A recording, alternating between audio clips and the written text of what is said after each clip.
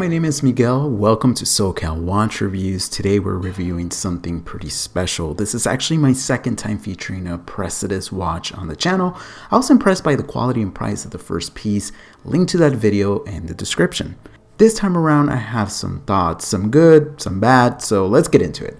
The RecSpec project initially started when the team at Precious met John Tilt Striker Mayer, a former mag-v-sog member that wrote his experience through 3 separate books. He explained how the unit had to source gear from outside the traditional military procurement channels, and this led mag-v-sog to go directly on Vietnamese markets to buy local Seiko watches.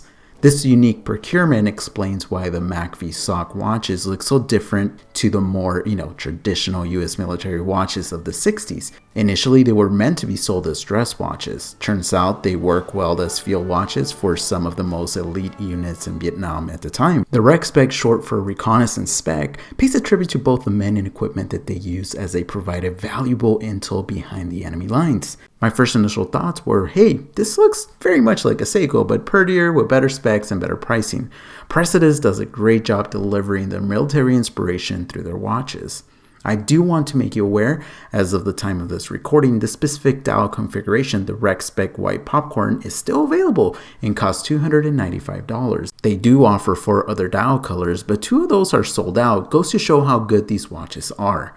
The specs of the watch are as follows. The entire case is constructed of 316L stainless steel. The case measures in at 38mm. It's 45mm from lug to lug. The thickness comes in at 11.8mm, and in between the lugs, 20mm. The watch with the supplied strap weighs in at only 63 grams. The case finishing for a watch of this price point is really good and really makes you wonder why bigger brands charge a premium. There's brushing and polishing throughout, and I'm especially a fan of the brushing on top of the bezel, as it tones down the elegant aspect of this watch just a tiny bit, and the drill lugs of the case are always a favorite of mine, as strap changing is super easy and I really like the look of them. Unfortunately, one of the biggest letdowns for me is the unsigned 3.5mm crown. It is very difficult to interact with, and setting the time or day and date, it was not easy. I really think the stem should be extended to solve that issue. I do, however, like that it's a push and pull crown, offers 50 meters water resistance.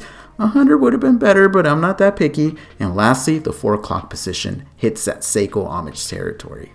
Protecting the dial, it's a K1 sapphire coated mineral crystal with AR coating.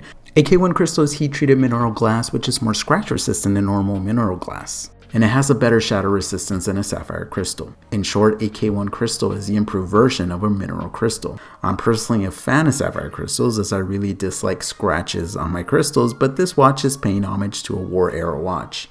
One of my favorite features of this watch is the dial. I love the texture and also love those applied numerals. They look very elegant. The frame date window only add to that elegant aesthetic. There's minimal writing on the dial, such as a company logo and the name of the watch, and for whatever reason, it also lets you know the movement has 23 joules. The baton style hands are polished and have lume. One weird and I guess unique thing about the date function is that the company decided to only keep the English portion of the date complication and the other portion blank. I think if the wheel was black, it would have been fine, but when you see the entire white wheel, it does throw you off a little. Let me know your thoughts on that. The Superluminova lume has been applied on the hands and indices. It's bright enough for a field watch and gets the job done. I wasn't expecting crazy lume since this is not a dive watch, so I was pleasantly surprised by it. On the caseback, we find a solid caseback that has some information about the watch, and unlike the rest of the finishing of the caseback has been bead blasted.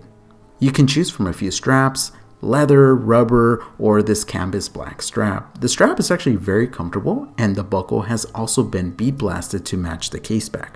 The strap does feature a quick release system, measures in at 20mm, and on my 6 7/8 inch wrist, the watch, is very comfortable. The watch does feel and look more expensive than the price point. The strap is very supple right out of the box, and is one of those straps that will patina with age and get more comfortable. Powering this watch is a workhorse NH36 TMI movement with 39 hours power reserve, hacking, and a date complication. This may not be the highest accuracy movement in the market, nor the prettiest. However, it is an in-house movement, is reliable, and if it fails, it's very inexpensive to replace the whole entire movement. Look, the good definitely outweigh the bad.